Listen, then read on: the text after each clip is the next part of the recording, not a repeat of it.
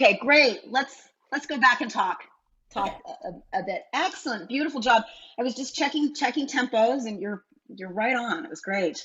Um, so, Kara, tell me what you love about this piece. Tell me what strikes you about this. What is it that makes you enjoy playing it, or challenges you and doesn't make you enjoy playing it so much? That's valid too. I really like how it's kind of mysterious and the same theme pops up several times and like it's a different mood each time, especially um, after I play the at circle 8 when it's a little faster. When it Hmm. goes into the odd tempo again at measure 99, I really like that change of character.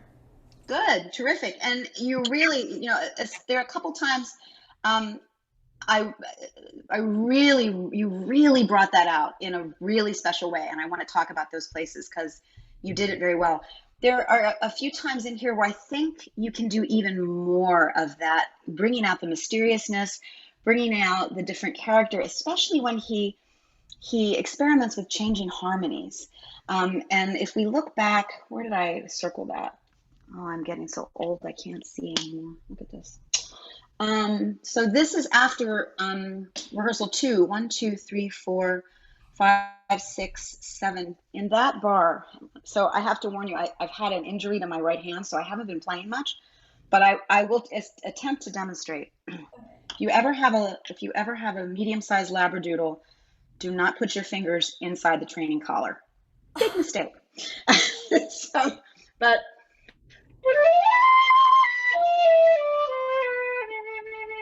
that's different, right? So he goes up to that E flat, which he hasn't done before, really. Okay. So that I think, especially since it's forte, and he's setting up a whole different. It's a different thought process coming up, and so those changes of harmonies really are important, and it's important. The other thing that you did really well is I can hear the piano when you're playing, which is an excellent thing. I want to be able to know that you are hearing what's going on around you and with you while you're playing. Your counting of measures was perfect. Your rests were perfect. So I really get a sense that you know what this accompaniment sounds like. So knowing that there are places in this accompaniment where things change and color changes, go with it, change Okay. with it, because it's a sonata for both of you. It's a flute sonata, yes, but he writes sonata for flute and piano. Right. And of course, because it's sonata, we're in that sonata form, right? It's pretty much ABA. We have the themes in the beginning that like you said keep coming back. We have the middle section, and then we have the recapitulation. So he sticks to that classical sonata form, but throughout this, there are just multiple opportunities to change color and change voice. So in the very beginning, I think he writes dolce in the piano, in the piano part. So it's very yumba dee da dee da dee da. So when you start, I think you can start it like you're doing a stage whisper. So huckleberry pie is so good, right? So I'm, think and really being careful that those 30-second notes are you absolutely correct your 30 seconds. You can take a little time on the first one, on the very beginning, just to kind of make us go, what's happening? Oh, what is this? Okay. Yabba-dee-ba-dum, yabba-dee-ba-dum. But I wouldn't do it too often because then we overplay our hand.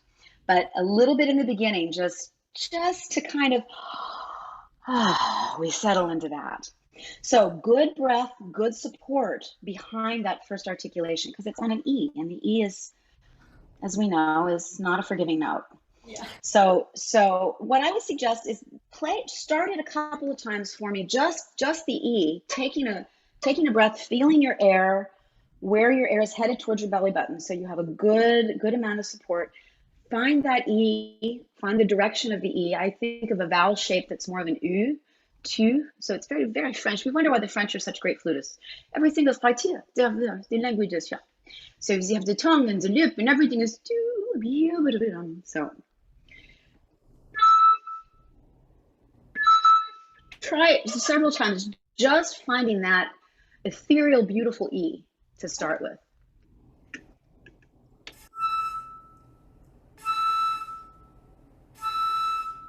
Good. So think of the tongue as releasing the note. We don't want to feel like we're attacking the note. You're going to have plenty of places to attack later. But this really is the tongue just releasing the air. That it's as if everything starts and the tongue just comes away and everything is in place. Okay? Okay. Try one more time, and then we'll put the rest of it with it.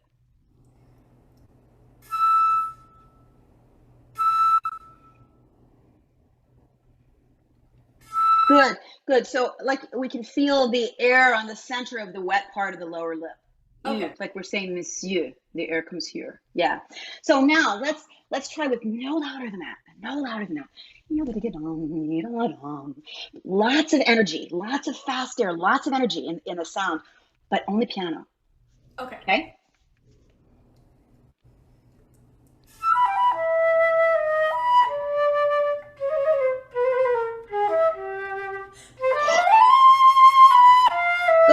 Good.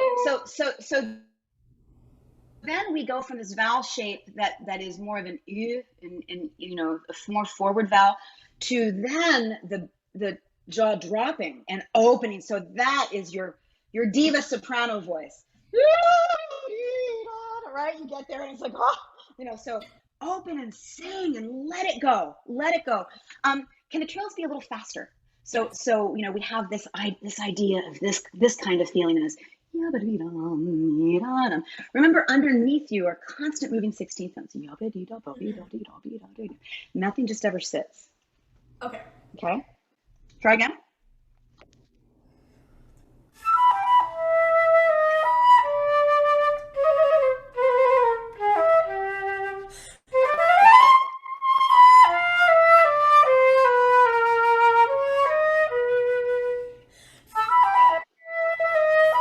Good. So now the mezzo forte is more in your normal speaking voice. So the beginning is the stage whisper, and then we have our diva, and now we're just having a good conversation. Okay. Right. So we want to make the difference between those.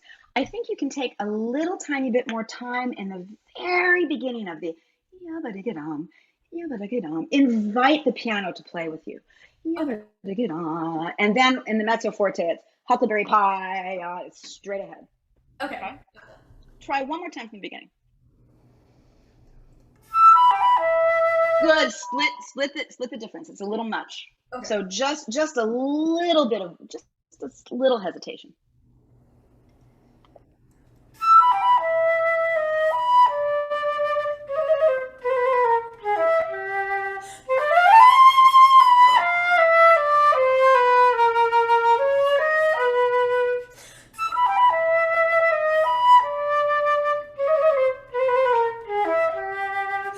Now go.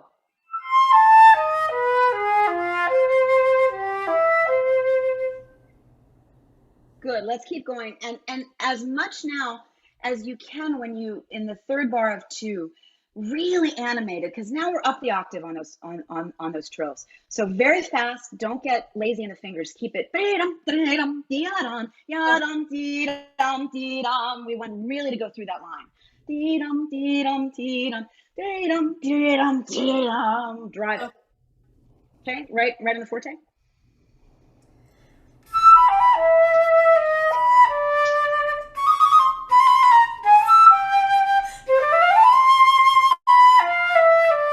Very dark. Yes. Okay, so this thing is just a pain in the neck, right? It's just really pulling, and you like really these notes. So are you lifting your pinky off?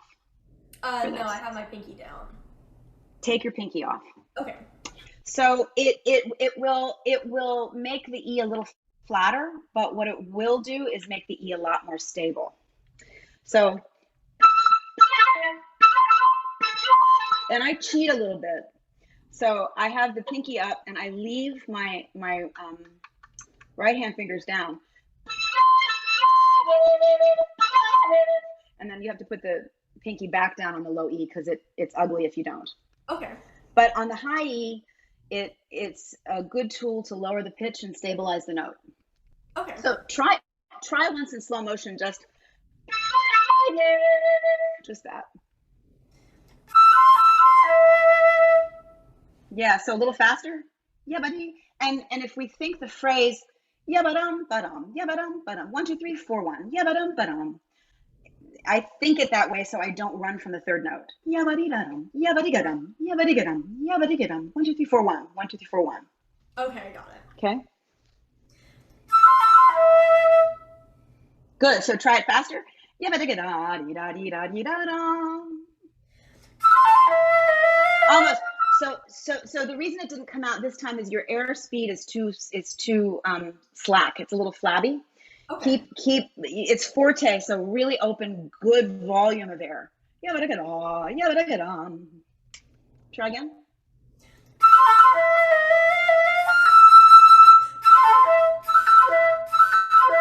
Yeah, so that's gonna take a little practice. Hang on a second. Cindy. There we go. Just try that over and over again.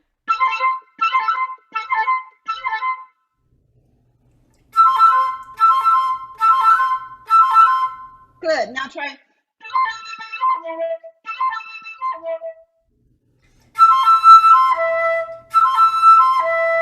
Can you think that and now play it in time? Yeah, but you get on.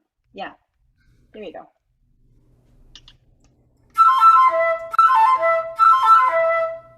Better. You'll get it. Okay. So it just has to go. We just have to keep this speed up. It's as if you're driving home a point. You want to make this point. I'm right. I'm right. I'm right. Right. Each one of those is the same. Yeah, but they get on. Huckleberry pie. Huckleberry pie. Huckleberry pie. We're very sure of those huckleberry pies. Make sure that your 16th note that you land on is not too long. There's a 16th rest there that we really want to hear, and you don't have enough time to play that note long. Yeah, but to get on. So the pies are very short. Huckleberry pie, huckleberry pie, huckleberry pie. Okay. Okay. Good. Can we now? Going into 4 was beautiful. I love the way you set up 4. That was great. I like the time. I could use a little bit more volume on the B flat.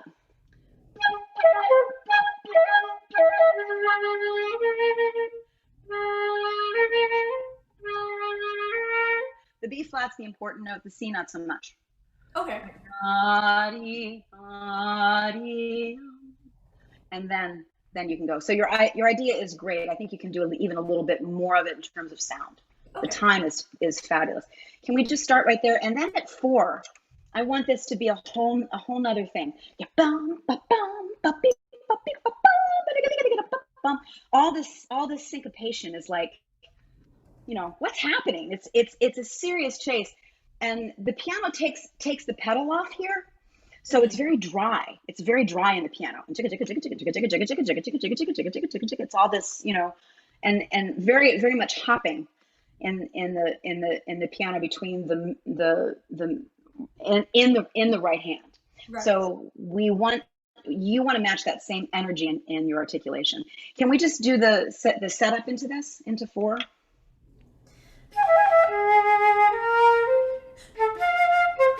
Good. So the first A, let that A feel like a trampoline. So I want a lot of air behind the tongue and very focused, very pointed tongue. So it really, the long note bounces off of that. Okay. Okay.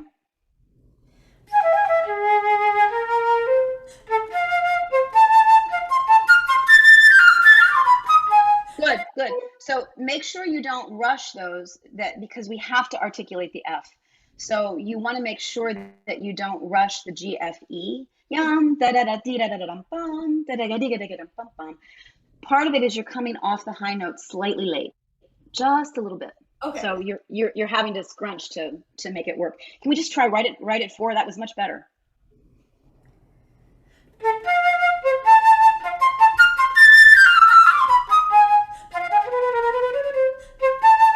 Good.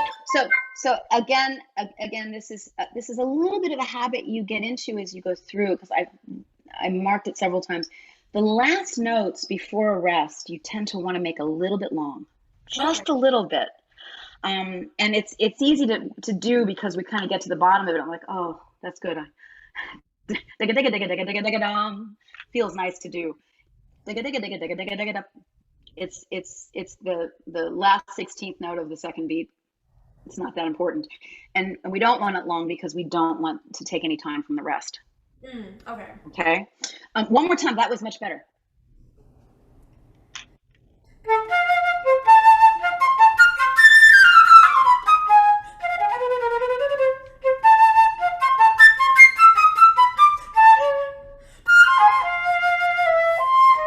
Good. Keep going. I want to do this before we have to stop. Yeah. So Kara, that's it. Make sure you're playing that a 16th. The G is important. The C not so much. Okay. Okay. Because otherwise we step on the left hand and the right hand of the piano. So we have to be a little careful of that. Just right there at those two measures.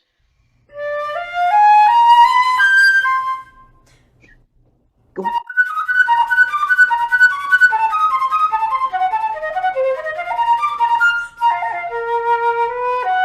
Good. So right here, I want you to go for your baritone voice. You're coming up. You're not important there. The piano has the melody. So Okay. your articulation is great. It's very clear. I'd love it to be just a little softer. And then you come back in and this very rich, really rich, dark color there. Okay. Okay, good. I think we have to stop. I'm so sorry, but bravo! You really sound terrific. Really terrific. Good job. Bravo, Kara. That sounded so good. Thanks so much. Awesome. Okay, so our next performer is Gianna Baker, who will be playing Cantabile e Presto. So, Gianna, whenever you're ready. Let me pull up my UNESCO. I'll tell you, I have learned more about technology in the last year. Okay. Did you want me to play the whole thing? I'll stop you. We'll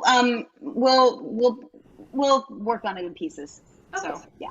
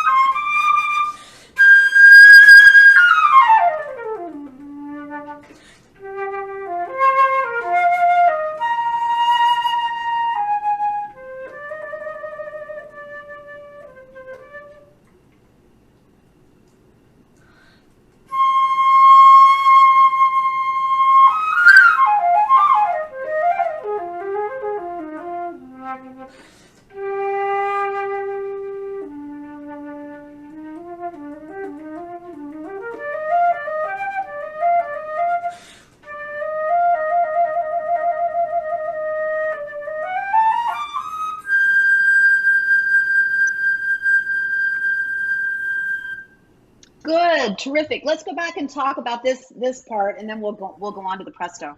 Great. So talk to me about this piece. What do you like about this piece? What resonates with you about this piece? I like how expressive it is. I can really like get into it. I like Yeah. that about this part. Yeah, it's one of the most beautiful pieces I think written for us. Talk to me about the word cantabile. What does that mean to you? Sweet, gentle, flowing. Singing, yeah, flowing, singing, all of those things. And I find it so interesting with these French Paris Conservatory pieces. They're all, not all of them, but a lot of them are structured the same way, where we start out in this low, the low register, and we set everything up. The skeleton of the melody is set, and then he repeats himself but ornaments it. Yeah. And it could be up an octave. It could be just like he does here with with the different triplets. So it gives us a chance to say it again, say the statement again in a different way, with a different color, with a different part of our voice.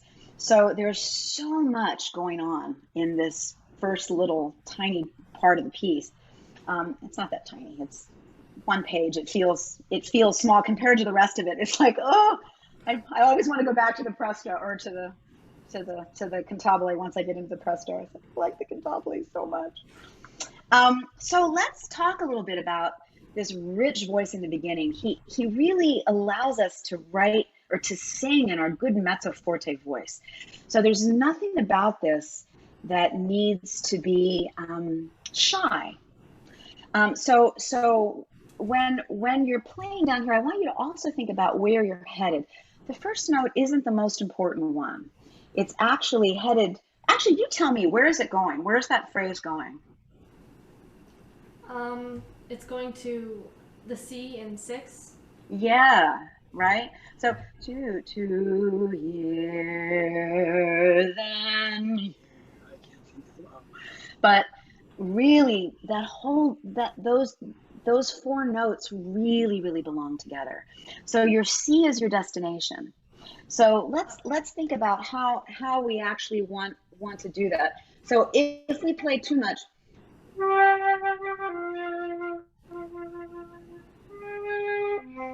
it's too separate, and the vibrato wants to be a little bit high and a little bit shallow. So I want to access my tenor voice here. So I want to open my throat, feel the back teeth apart back here, like I could put little baby carrots in there. that kind of space between my back teeth, because I want a vowel shape that's very dropped and very rich. I don't want any E's or A's or anything that gets me in my nasal voice or my head voice. So thinking about dropping the jaw and getting the air to what we call the outer wall. So if we think about this being the back wall of a stage, right, the outside of the flute, I want you to feel like you're aiming your air down and ahead of you. So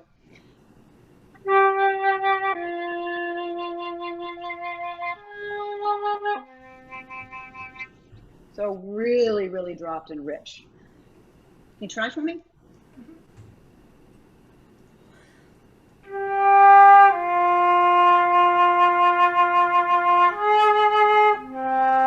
Good. So much better. I don't want you to feel like you're forcing through the F. Let the F travel. If we think about words to put to that, it's been a while since I've done this. Let me think. I like to eat. And then we're going to talk about what we want to eat. But the word like we don't just say I like. What do we like?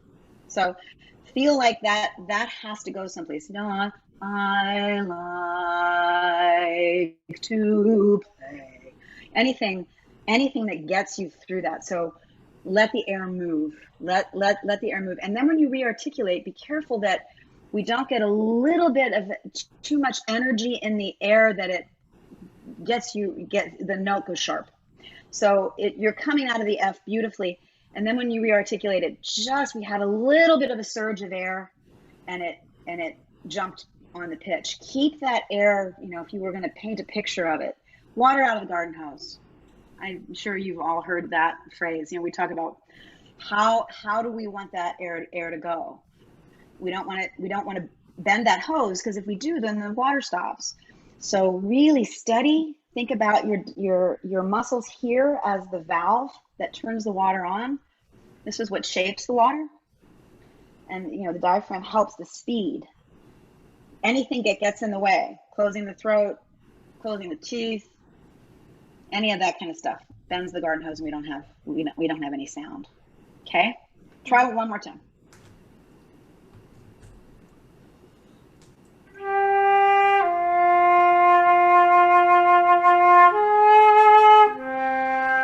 Good. Go on. Oh, okay. That was great.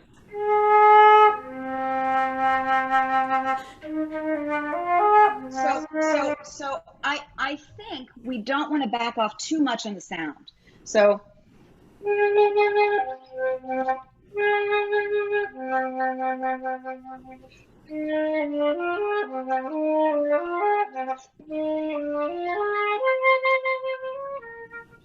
you really, really want to head to that C. So maybe a little bit less, just so you have room to go, but don't make it a difference between mezzo, forte, and piano. Okay. Okay. One more time from the beginning, so it fits together better.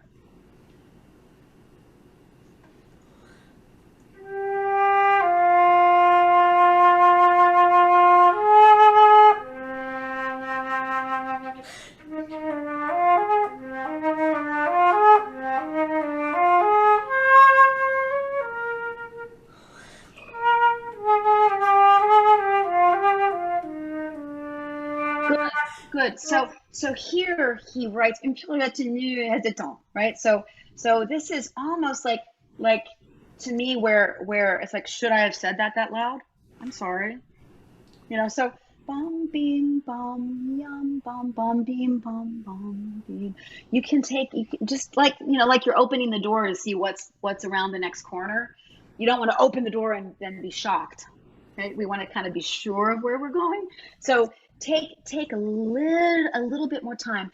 And here I'm going to ask you to think about articulating your wind. You have a little bit too much. You're as Kincaid used to say, you're winding your articulation, meaning wah wah wah. So I'm hearing the air do that, rather than the air being supported and steady, and the tongue just da dee da da da da da dee. Can you sing it for me? Just.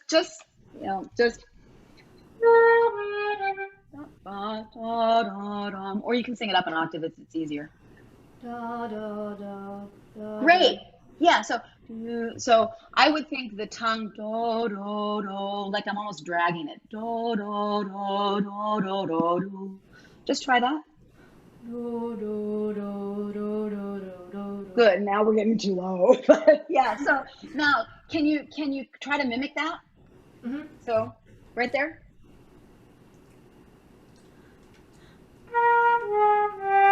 Yeah, so much more lugubrious. There's a word. It sounds like what it is. Lugubrious. Do do do. So the tongue doesn't stop air. Do do do. So it almost slurred, but not. Really legato articulation.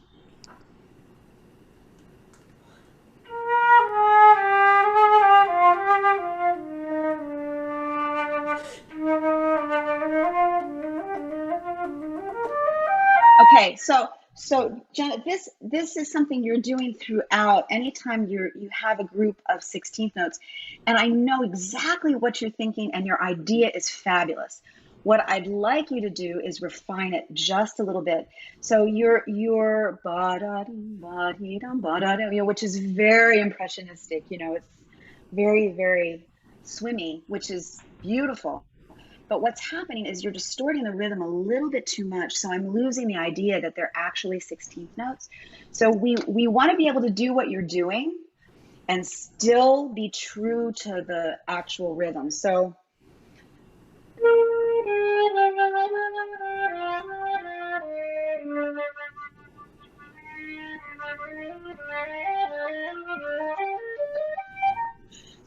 So you're picking specific notes to elongate. Can you tell me why those particular notes, or just that it can be just as simple as it feels good to do it. I mean, it just feels natural. Okay, so can you go toward those notes but not elongate them quite so much? So ya da dee ba dee dum ba da dee ba dee da dee da dee da dum. So we have a repeated da da dee ba dee da da da dee ba dee da dum. So around in that articulation, I think it makes sense to do a little rubato, but we don't want to do it so the rhythm is distorted. Okay, can we just try from that?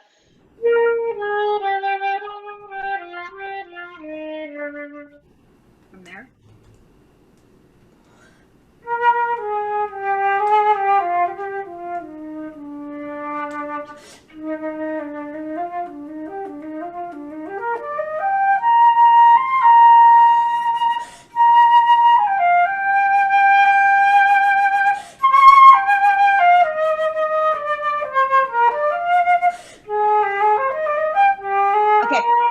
So here, this is, you're playing these 16ths too fast in the process. So what I'm hearing is,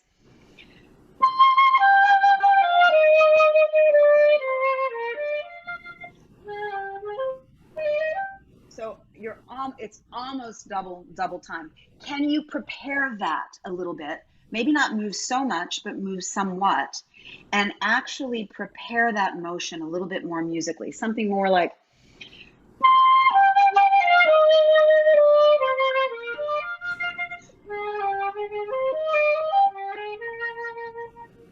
Or I don't want to do that.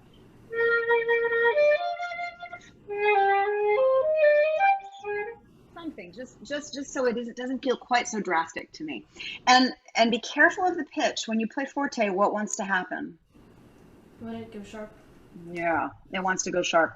So here, especially coming from this little beautiful delicate this delicate measure that happens before, it's very ethereal. The piano part's high, it's all very this, and we have 1-2 beats to get ya dee ya dum. So again, the air needs space. Drop that jaw. Just getting into just from there, and I want to do some presto.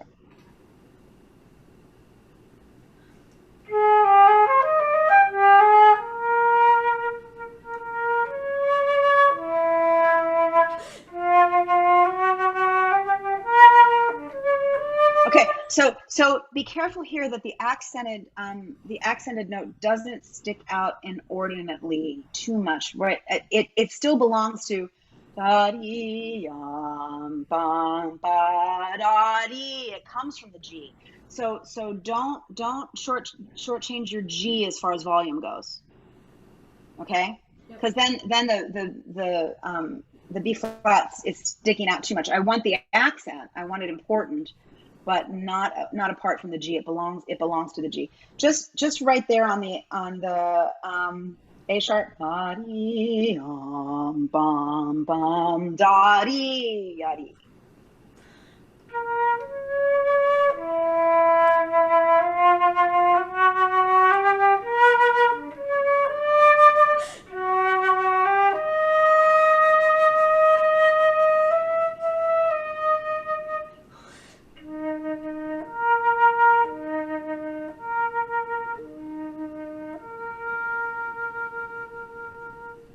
Good, beautiful.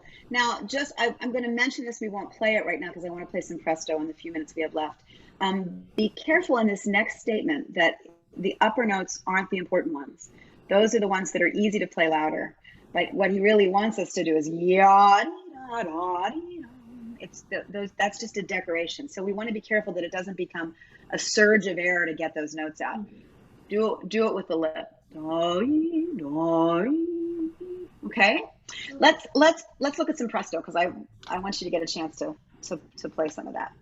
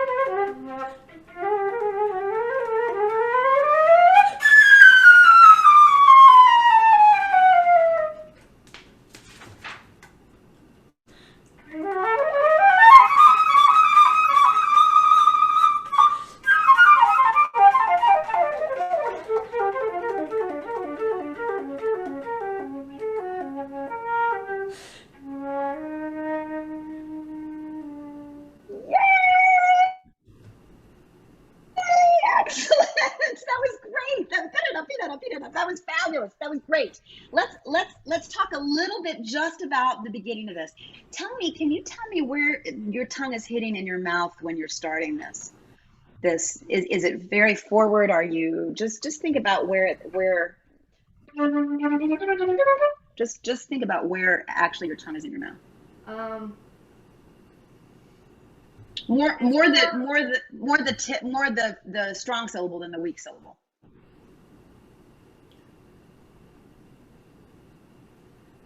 It's not as close to my teeth.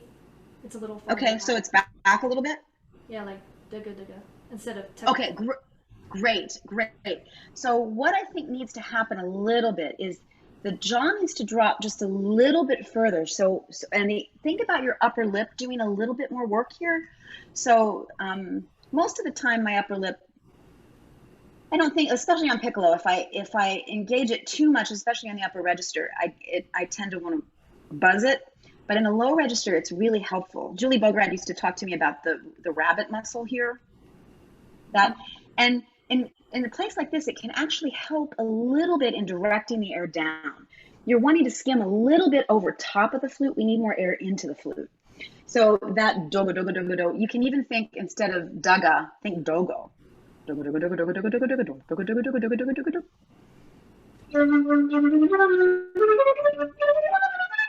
And then as you go up, the tongue comes slightly forward. So so I go from do to do and travel just a little bit. It's not a long road, just a little one. Okay? Can we try one just a little bit slower?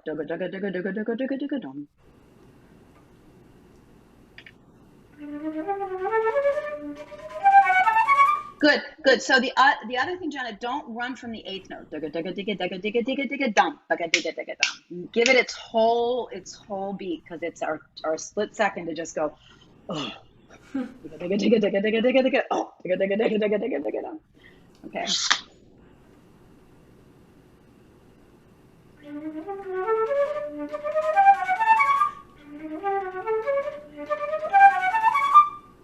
Good. That's the idea. So this is something I think when you're practicing it, you don't need to go any faster on this movement. You are at tempo. You're great. It does not need to go any faster than this. So now when you're practicing it, you want to practice it for just refining those things, like really clear in the quality of the sound in the low register, practicing it slowly and experimenting with actually bringing down the corners a little bit more rather than pulling them back, and thinking about playing it first all slurred really slowly, so you find the center of your sound, and then single tongue it slowly, so you find that, and then double tongue it slowly, so you really keep that center of sound and the support and the air moving in the slow tempo, and then gradually notch it up to where you want to go, because your fingers are fine. You've got that. You're just all over that. That's great. So just figuring out where that sound's going to really speak. Okay, beautiful job. Great job, Gianna. Thank Terrific. you. Terrific. Awesome job, Gianna. Really impressive. Okay, great. So our next performer is Sasha, who'll be playing Griffith's poem. My favorite pieces. Okay. Hi, Sasha. How are you? I'm doing good. How are you? Good. Great. Okay. Let me turn on my original sound and I'll be ready. There we go. Good.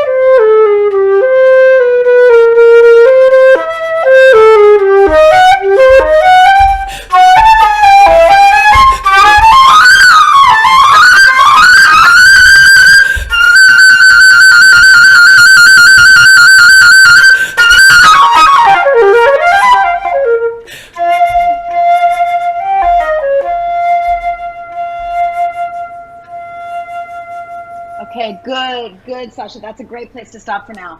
Terrific, terrific. I can tell you love this piece. Yeah, I do. Yeah. So talk to me about this piece. What is it about? What is it about this piece that you love?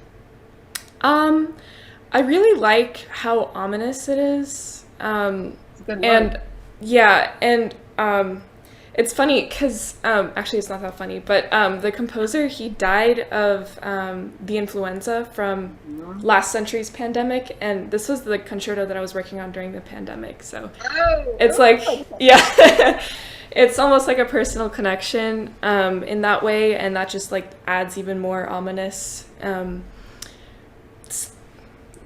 vibrations around it. I don't know. Yeah, definitely, definitely.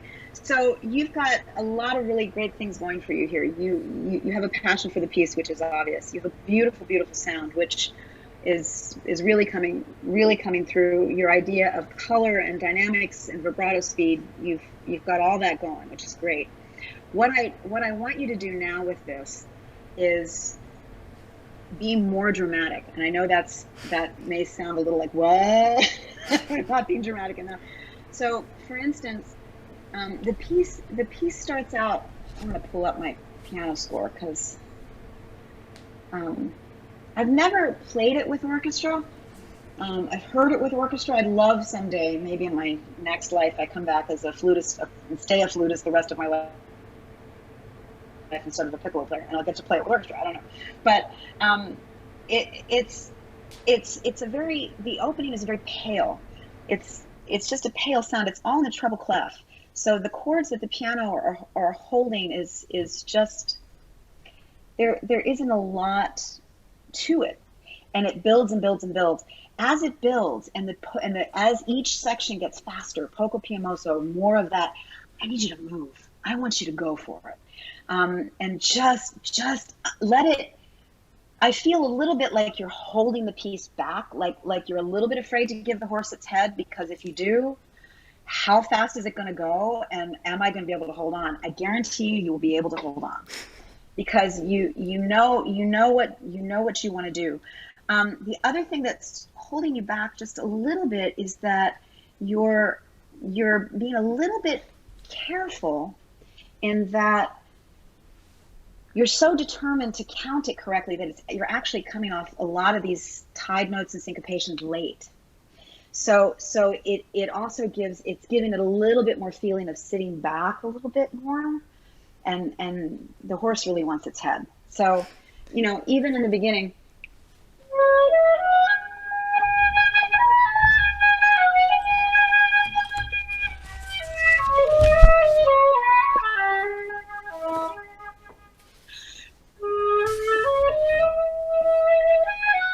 right there, that's the first place I marked it, where it was just laid off the E. And then later, the C sharp wanted to be too long, so plain, and it's easy, especially because so much of this is sustained. There's not a lot of movement in the piano in the beginning of this. They're just block chords. But if we hold those back too much, if we count too long on the quarters, the ties are late, it just gives the feeling of the piece of not wanting to go. So that's my first caution. The next thing, in the poco piamoso, let this go more. You're not really changing the tempo enough. The dynamic is fabulous. Mezzo forte, rich, it was great. I really, really want you to go, especially since you're headed up to that high A, right? Dum ba da dee da da dee dum ba ya ba be ba be ba ba be ba da dee. That's you're just going up. So go to that A and then let it come back, and then the tranquillamente just becomes absolutely like, oh, I'm so sorry for that outburst. Okay, didn't mean to say it. So what you're doing there is gorgeous. And then the accelerando just needs to be faster. Just,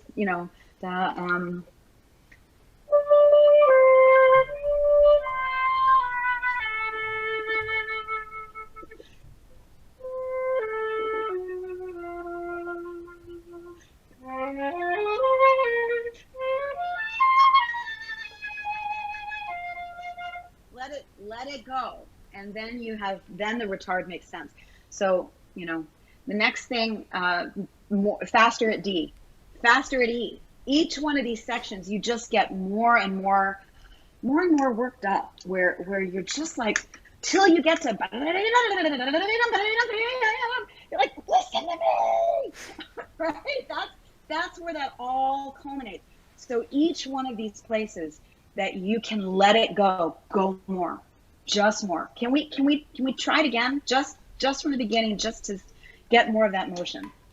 It's a fabulous sound. I just go for it. Right.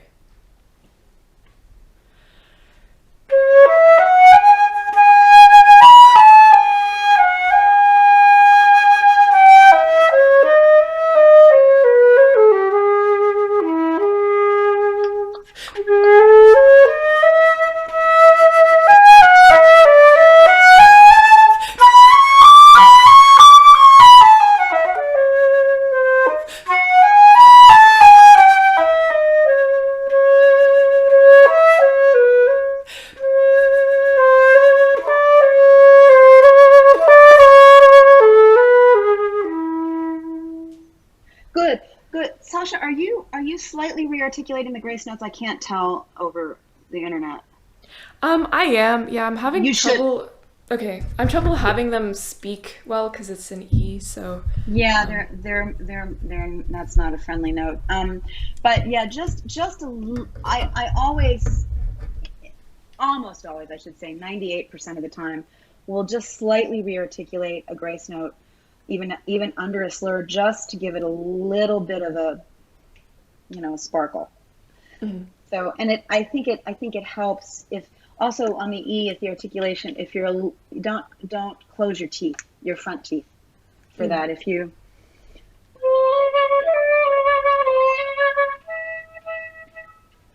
I'm thinking the tongue's almost on the back of my teeth. Almost.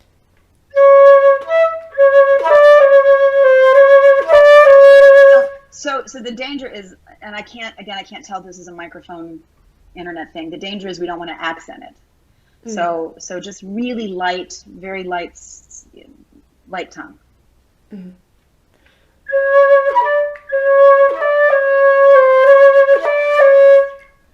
Yeah. Good. Let's go on. Mm-hmm. Poco PMO. So a little more motion now.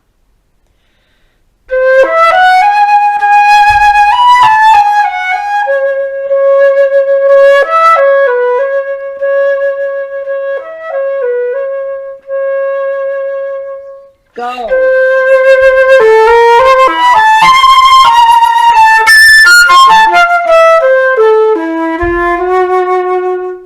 Good. So if you can go a little bit faster, just a little bit, it actually will help you keep that forte, because we don't want to come back in volume down there. And you're starting to run out of air because you're giving it all on that high A, which is great. I want that high A to be that. But just let it die. You drive the car right into that garage. Okay? Just right on that mezzo forte.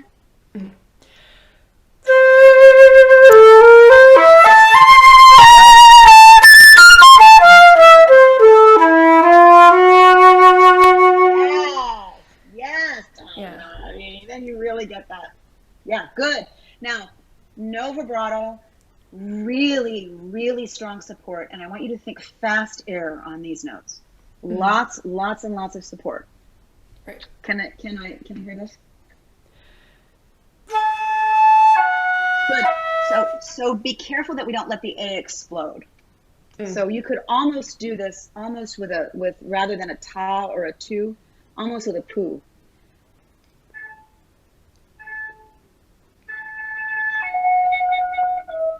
So it's very, very, very light.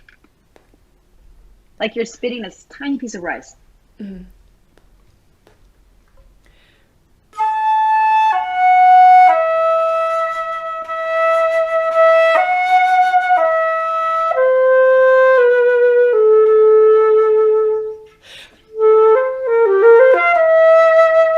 So, Sasha, can this be a little bit more fluid? Body, body, body, da dum, ya, body, body, da dum.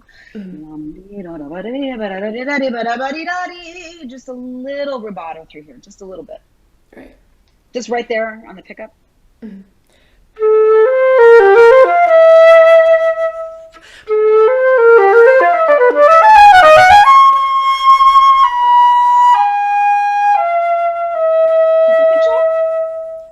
Yep.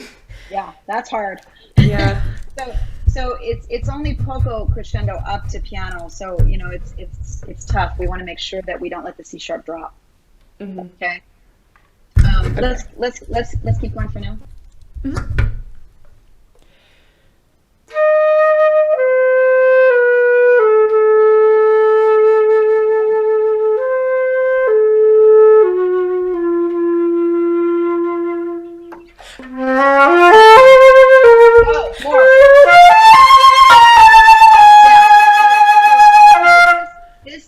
This needs to drive.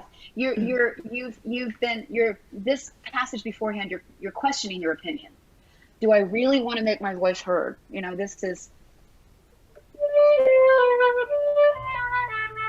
and then, I don't know.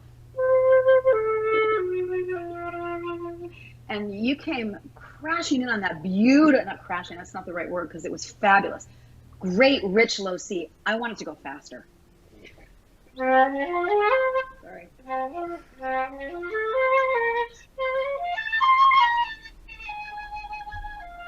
No, my opinion matters. Hey, listen to me.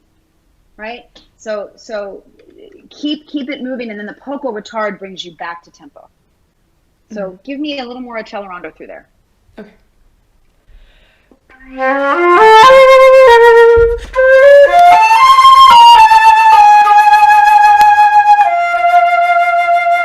Yeah. So Sasha, you really want to slow down through there. Don't. I do. And then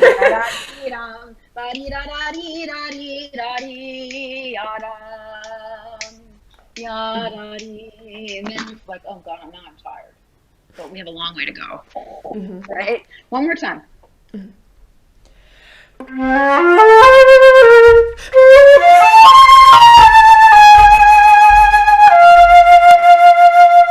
Yes.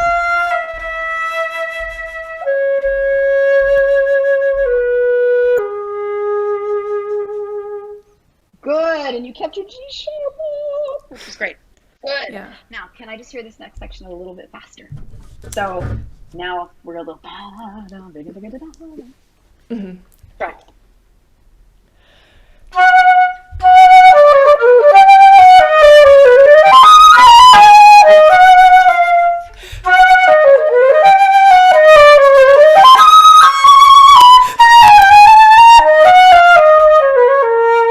Good. So be very careful with your rhythm through here. And sometimes you're clicking out a little bit, so I'm not sure how much of what I'm going to say is internet related. But be careful. Ya da dee da, huckleberry, strawberry, huckleberry pie, right? And then the fives, ya dum, geophysical year, da dee da da dum. So yes, they have to move, but be careful. Be true to the rhythm. Okay, one more time.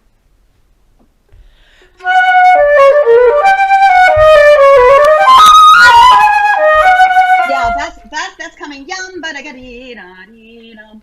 Ya da dee da dee, ya ba dee da dee. The four is there because it adds tension. He could go yum ba da ga dee, but that doesn't have the ya da dee da dee dum. So he's fighting the accelerando in this four. He's fighting that faster tempo. So stick to it, but you da da dee da dee ya dee dum. Right. Okay. It's like he's fighting the pandemic.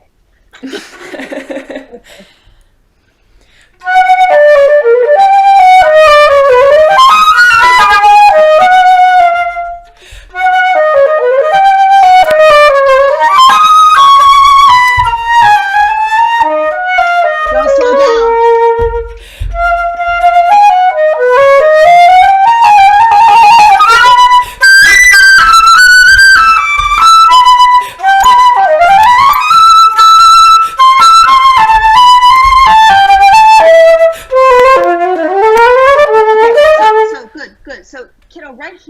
come back in dynamic a little bit, because you've got to have some place to go. Otherwise, it's one of those, and you don't need to speed up now. You're at tempo, and that's a great tempo. That felt so passionate and so to me, which is exactly what it needs to feel. It needs to feel unbridled. It just go. Okay. Mm-hmm. So we only have a couple of minutes left. There's one thing I want to show you just in terms of the trill fingering. The thing, Tanner used to make me do that. Make us all do that in one breath. I don't know how possible it is. I used to be able to do it in grad school. I don't think I could do it now. The breathing is fine, but there's a better fingering rather than doing just thumb on that. So it's actually doing a fork fingering in both hands. So you've got four, and then so I trill the thumb and index finger. So the left or right index finger? Right index finger. Okay. Yeah, right index finger. Yeah. It's a much more in tune. It's a much more in tune trill, and this really isn't a trill. They're actually they're actually measured notes. Mm-hmm. So doing it with the thumb, the thumb trill is fine for some stuff, but for something like this, I want something that's a little bit more in tune. Right. Okay. Mm-hmm. Okay. Bravo. Terrific playing. Really enjoyed hearing you. Thank you so much. Good job. Oh, you're very welcome. You're very welcome. Great job, everybody. What a strong, oh my God. I'm so glad I got my job and not having to compete against all you guys. Really, really terrific flute playing. I can't hear you, Amy. There you are. I'm trying to figure out like who's pinned and who's not, but I think we're all good now. Awesome. Cool. Great job to Kara, Sasha, and Gianna for playing. I'm wondering, do we have time for a little Q&A? Absolutely. If anybody has any questions, sure. So if anyone has any questions, I'll give you a few seconds to think of them. You can either unmute or put them in the chat. I'll go first. So my name's Sasha. You might already know that, but I'm in college. I'm planning on studying music and something else. So I was wondering what you know about the Tufts and NEC relationship. Oh, it's a great relationship, actually. In fact, it's interesting. I had a student that I accepted into that program. She ended up going to MIT, so she's studying with me at MIT. But it's the NEC program. The NEC Tufts program is actually a little bit different than the NEC Harvard program, where I think NEC Tufts is 4 years, where NEC Harvard is 5.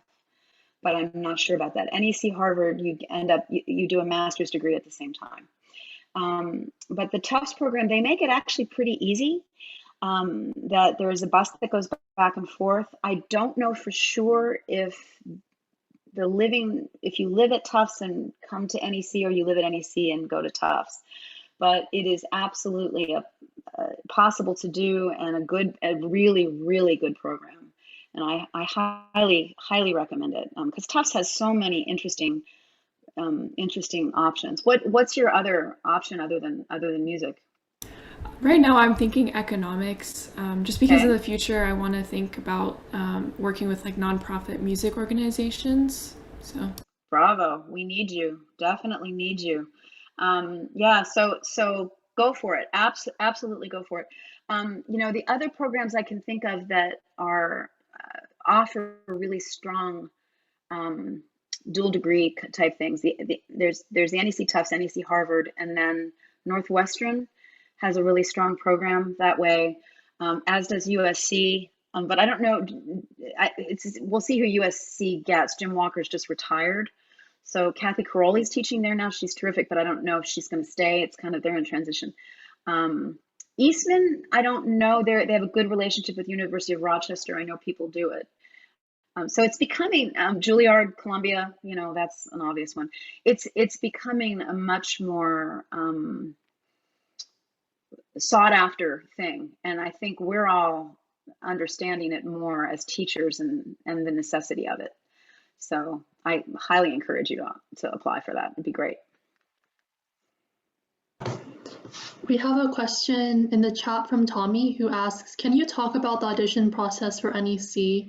And I guess along with that, how do you suggest like people pick their repertoire, or what is like the timeline? Okay. So the audition process for NEC, we want everything for pre-screening. We do a pre-screen round because we have so many applicants, and that is all due on December 1st. And then if you pass the pre-screen, the live audition happens. This year we did it quite early. We were the end of January, but it's usually President's Day weekend, somewhere between end of January and President's Day weekend. There is specific repertory requirements in if you look on the website. I almost said catalog. Boy, that dates me. Look in the college catalog. So we want to hear. There are excerpts. Anderson or any etude. Mozart is one of the Mozart concerti, and usually we ask for either a French piece or a 20th century piece. It's all in there. It changes from year to year, so I have to get it I have to look at it again and get it in my brain. And then the audition itself is about 15 minutes, and we hear you live, and yeah. But definitely Mozart. But Mozart concerto. We hear Dutilleux can take the place of a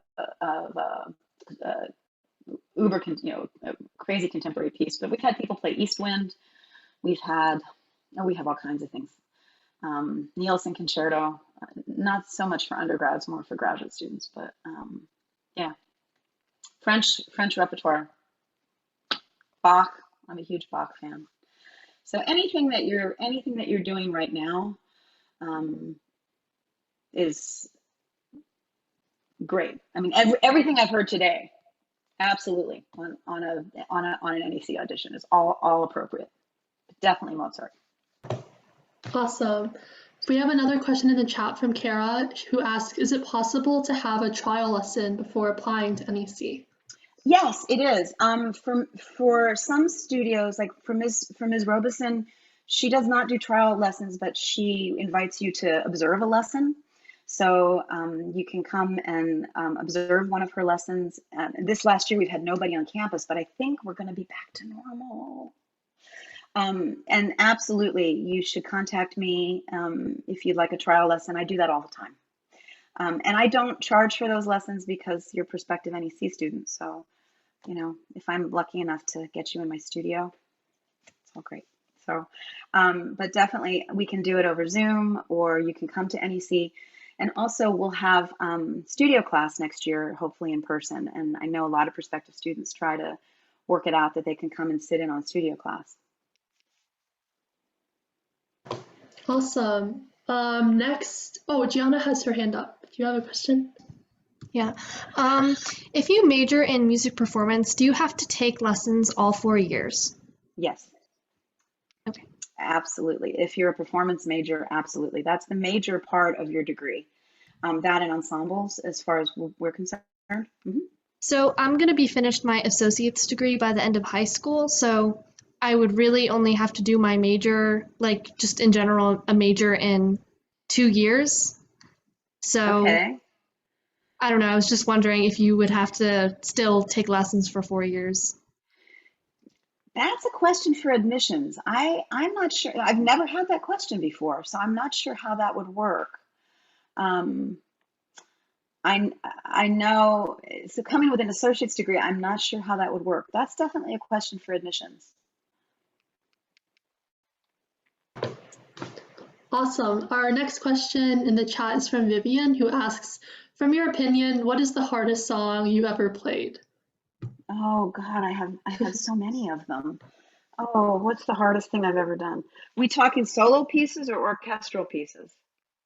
Solo. Solo pieces. Oh no. Oh, that's really tough. Well, Zoom Tube is definitely up there. I haven't quite mastered that one yet. I'm still working on that because my students are learning it, and so I have to go through and figure out all the fingerings. I think on Piccolo, one of the hardest things I've ever played is the Martin Amlin Sonata, which was I did while I was 10 months pregnant, or 10, it felt like I was 10 months pregnant. I wasn't 10 months pregnant. It only felt that way. I was 6 months pregnant, but that was hard. Let me think what else. And actually, for me, I think Mozart is some of the most difficult music we play because it has to be so perfect. It has to be well articulated. It has to be well phrased. It has to be in tune. It has to be in the proper style. So I find Mozart incredibly difficult, and I find Bach difficult. Not technically so much in the hands, but certainly stylistically and clean articulation, all that kind of stuff. Anybody else? I have a question. Thank you. You're welcome. I have a question. So I guess your position is unique in a way where you have both your job as a professor and also as an orchestral musician. So I actually have a friend who was asking me about, how professors get their jobs, specifically with music. Do you think it's necessary to have an orchestral position before becoming a professor, or how does that normally work in music school? So it depends on the music school. We have 3 flutists on faculty. Paula Robeson, who, as you all know, is a soloist and chamber musician. She played mostly Mozart and Marlborough and those kind of things, but she never held a job as a principal flutist in an orchestra. And of course, she's Paula Robeson, so there's that. Renee Krimsier is another professor on staff at NEC, and she actually got her doctorate at Juilliard. She studied at NEC with Paula and worked with Julius Baker for her PhD. And she's principal flute in the Boston Pops Esplanade Orchestra and a freelancer in town and a soloist. And so she's been on faculty. And then there's me, who is in the orchestra. So it depends on the school. If you look at Juilliard, you have Carol Wincenz, who of course was never an orchestral player, but then you have Jeff Kaner and Robert Langevin. So in the bigger conservatories, there is the career and the career path and what you've done is important. So many times in schools that are more orchestrally oriented, like here at Rice, for example, Leon Bizey is the flute professor here at Rice, and that's a full-time job. She doesn't play an orchestra now, but she did. She was associate in the Boston Symphony. So that's how she's here at Rice University. Other orchestra or other public universities, different things like that, will actually require you to have a doctorate, will require you to have a DMA to be able to teach. So it really depends on the institution. Great. Our next question from the chat is from Rima, who asks, when did you realize that flute was going to be your career choice? Oh, wow. So I always knew I wanted to be a musician. I played the piano since I was 3 years old. So I always thought I would be a pianist until I got into junior high and discovered that, wow, it was really fun to play with other people and not to be by myself in a practice room playing the piano.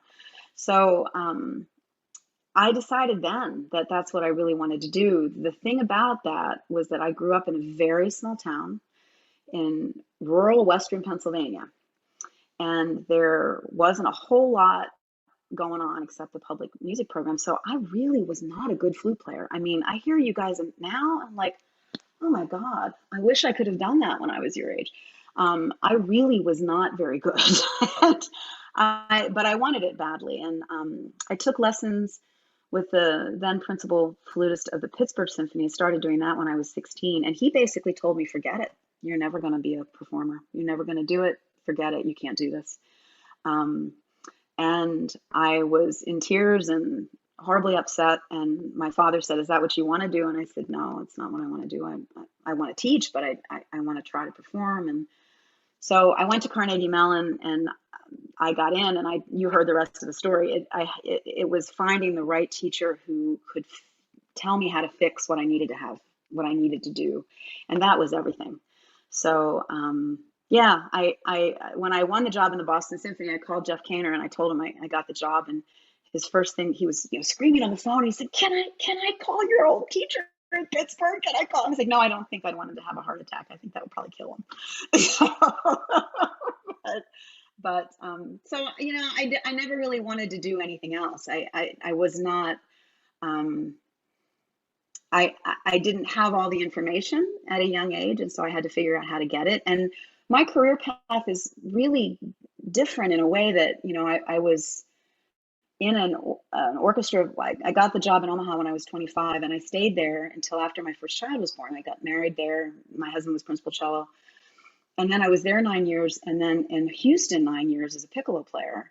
And I got the job in Boston when I was 43. So I was considered, it's like, I was considered old when I got that job.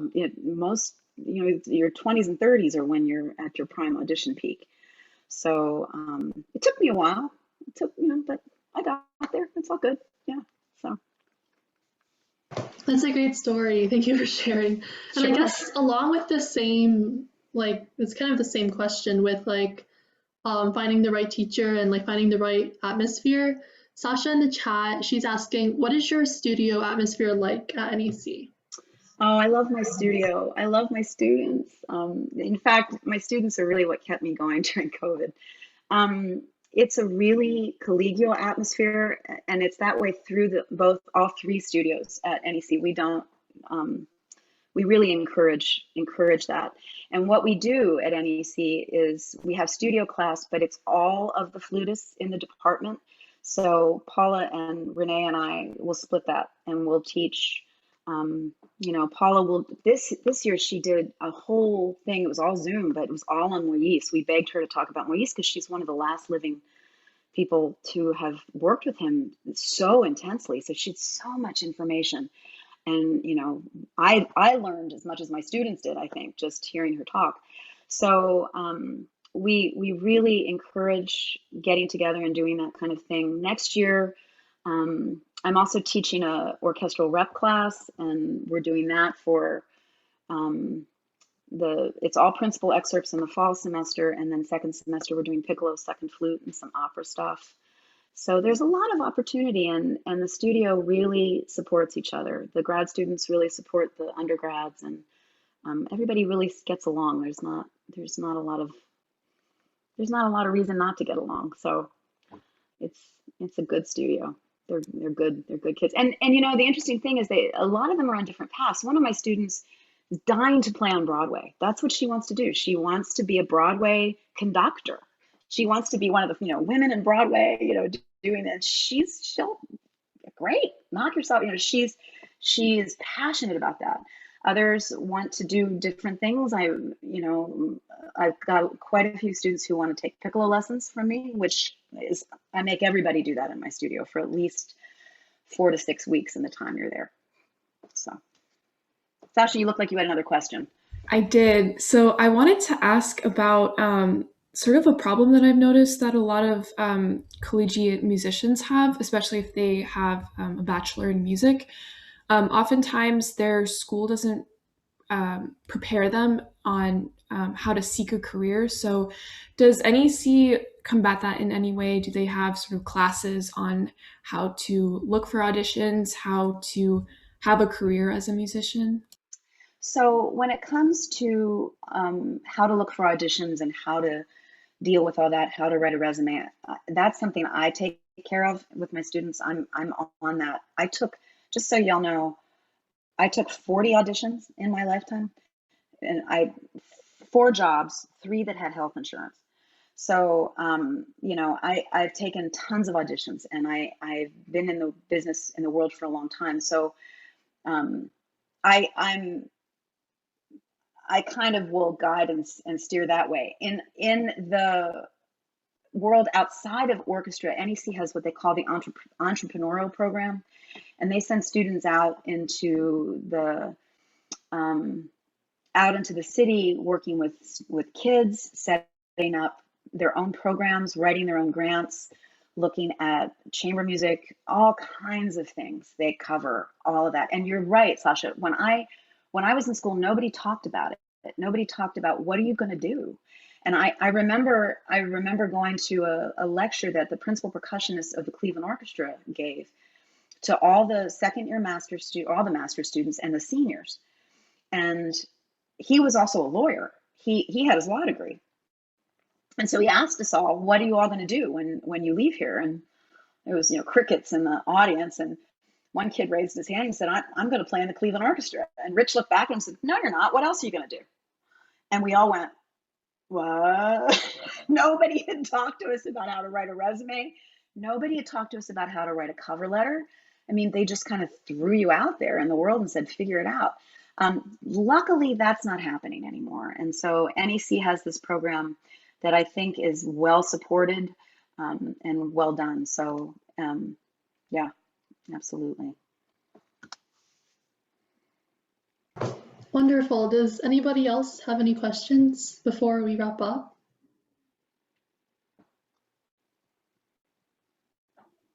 Okay, well, seeing that there's none, thank you so much, Ms. Meyers, for being here. And thank you so much again, Sasha and Gianna, for performing. Bravo, bravo to all of you. Beautiful playing. And thank you so much for doing what you're doing, because I can't tell you how important this is. This is grassroots stuff that really, really, really matters. And so I'm really impressed, and bravo to you all. Bravo to Amy for starting this thing. It's fabulous. So great. Thank you. Awesome. So I guess it's a good time to wrap up here now. So everyone, thank you so much for coming again. Have a wonderful rest of your day. And yeah, see you guys soon. Okay. Bye-bye. Bye. Thank you.